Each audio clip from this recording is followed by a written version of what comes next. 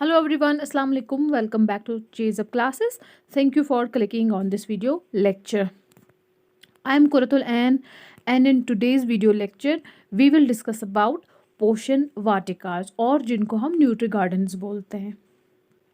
पोषण वाटिका और nutri garden जो है ये एक स्पेशल थीम है जो हम पोषण माह में मनाते हैं. ठीक है. एंड जो पोषण माह है वो एक स्पेशल इवेंट है जो पोषण अभियान के तहत सेलिब्रेट किया जाता है. So let's get started.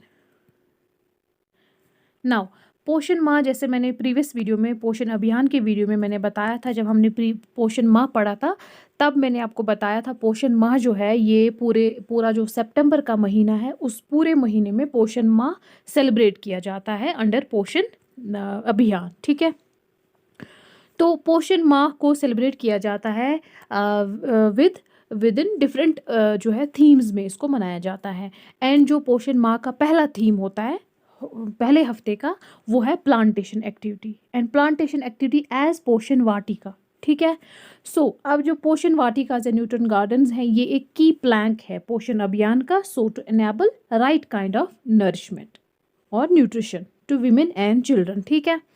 तो पोषण वाटिका जो है या पोषण वाटिका जो है ये एक न्यूट्रिशन गार्डन है. इसका एम ये है कि प्रोवाइड करा जाए फ्रेश या रेगुलर सप्लाई जो लोकली प्रोड्यूस करते हैं हम fruits vegetables and medicinal plants जो हम अपने घरों में या आंगनवाड़ी सेंटर्स पे हम प्रोड्यूस करते हैं ऑर्गेनिक फ्रूट्स वेजिटेबल्स या मेडिसिनल प्लांट्स इन बच्चों को एंड जो वीमेन को. ठीक है. वीमेन में जो लैक्टेटिंग मदर है, जो एडोलसेंट गर्ल है या प्रेग्नेंट लेडीज़ है, उनको fresh fruits and vegetables provide किए जाए डायरेक्टली फ्रॉम न्यूट्री गार्डन. जो न्यूट्री गार्डन आंगनवाड़ी सेंटर पे होगा या आंगनवाड़ी सेंटर के नज़दीक होगा. ठीक है. तो पोषण वाटिका जो है ये एक इम्पॉर्टेंट रोल प्ले करता है in enhancing diet diversity by providing key micro nutrients through fruits and vegetables. देखो अब इसका इम्पॉर्टेंट रोल ये है कि ये एनहांस करता है जितनी भी डाइट डाइवर्सिटी है, क्योंकि फ्रूट्स होंगे वेजिटेबल्स होंगे बहुत किस्म के, तो उनमें डाइवर्सिटी होगी डाइटरी न्यूट्रिएंट्स की. ठीक है ना. तो इसमें माइक्रो न्यूट्रिएंट्स प्रोवाइड किए जाएंगे या इन फ्रूट्स एंड वेजिटेबल्स में, जिसकी वजह से जो एक्सटर्नल डिपेंडेंसी है इन कम्युनिटीज़ की या उन लोगों की वो कम होगी. ठीक है. एंड कम्युनिटी जो है वो इंडिपेंडेंट हो जाएंगी, आत्मनिर्भर होंगी फॉर देयर न्यूट्रिशनल सिक्योरिटी. अगर वो देखो क्या होता है, अगर कोई घर वाला या आंगनवाड़ी सेंटर की विसिनिटी या उनके अपनी ही बाड़ी में जिसमें हम सब्जियां लगाते हैं या कोई थोड़ा सा बाग होगा तो उसमें अगर वो न्यूट्रिशनल लाइक फ्रूट्स क्या करेंगे ग्रो, वेजिटेबल्स ग्रो करेंगे, मेडिसिनल प्लांट्स ग्रो करेंगे, तो एज अ रिज़ल्ट जो वहाँ के बच्चे हैं चिल्ड्रन हैं उनको इजी एक्सेस मिल जाएगा. वो इजीली खा सकते हैं वो फ्रूट्स या वेजिटेबल्स वहाँ से ले सकते हैं. तो उसकी वजह से जो है, या घरों में अगर हम बोलते हैं जिनके घरों में बाग होते हैं या जो अपनी सब्जियाँ उगाते हैं अपनी बाड़ी में, तो वहाँ से वो ईज़िली फ्रूट्स एंड वेजिटेबल्स ले सकते हैं. ठीक है ना. तो उसकी वजह से उनको रिड्यूस होती है वो एक्सटर्नल डिपेंडेंसी बाहर से सब्जियां खरीदनी, तो वो चीज़ का उनको रिड्यूस हो जाता है और वो इंडिपेंडेंट हो जाते हैं, उनके घर में खुद ही निकलता है वो सब चीज़ें. तो आत्मनिर्भर फॉर द न्यूट्रिशनल सिक्योरिटी के लिए उनको बाहर से कुछ नहीं मंगाना पड़ेगा. जब उनके घरों में खुद ही ईजिली अवेलेबल होगा तो वो ईजिली खा सकते हैं ना. मोर देन 1.5 लाख इवेंट्स जो हैं पोषण वाटिका के ये देखे गए हैं. Poultry with backyard poultry fishery units report किए गए हैं. ठीक है. More than 1.5 lakh. 1.10 lakh medicinal plants जो है प्लांट किए गए 21 डिस्ट्रिक्ट्स में जब से ये पोषण वाटिका का जो ये है पोषण वाटिका का जो इवेंट कंडक्ट किया गया. अभी तक 1.10 लाख मेडिसिनल प्लांट्स प्लांट किए गए 21 डिस्ट्रिक्ट्स में इन 6 states of Uttar Pradesh, Madhya Pradesh, Maharashtra, Gujarat, Himachal Pradesh and Mizoram. ठीक है.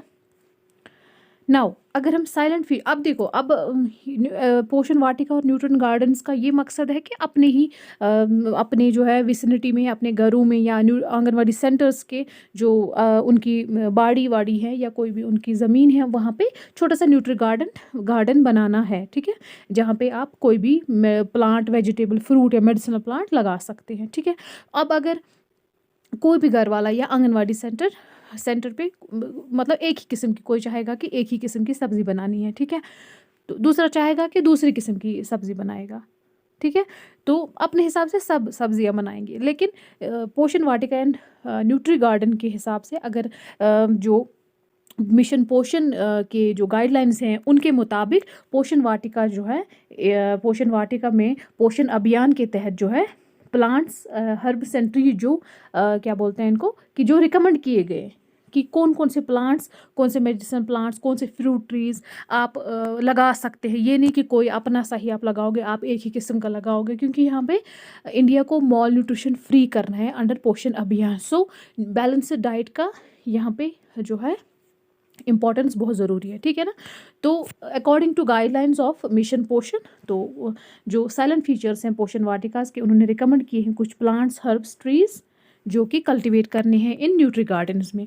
तो वो है ग्रीन वेजिटेबल्स में आपका स्पेनिच आएगा, जिसको पालक बोलते हैं, मेथी, एमरंथस, ठीक है, जिसको चौलाई बोलते हैं, एस्परेगस जिसका नाम है शतावरी, ठीक है, एंड जो ये ब्राह्मणी एंड पुनर्नवा एंड बथुआ एंड रतालू, ये कुछ ग्रीन सब्जियां हैं जो जिनके नाम आपने याद रखने हैं। अगर पोषण वाटिका का क्वेश्चन बन सकता है, वो ये पूछ सकते हैं कौन सी सब्जी, ठीक है, इनका आपने नाम याद रखना है। And second is medicinal plants में या फ्रूट ट्रीज जो है उसमें मोरिंगा जिसको सहजन बोलते हैं, तुलसी, पपीता, बनाना, गवा एंड कढ़ी पत्ता, लेमन, आंवला, पुदीना जिसको अनार बोलते हैं, एक्स्ट्रा रिकमेंड किए गए हैं। इन प्लांट्स को आप ग्रो कर सकते हो, क्योंकि प्लांटेशन ड्राइव है तो, या प्लांटेशन एक्टिविटी है तो इन प्लांट्स को रिकमेंड किया गया आप इन न्यूट्री गार्डन्स में लगा सकते हैं।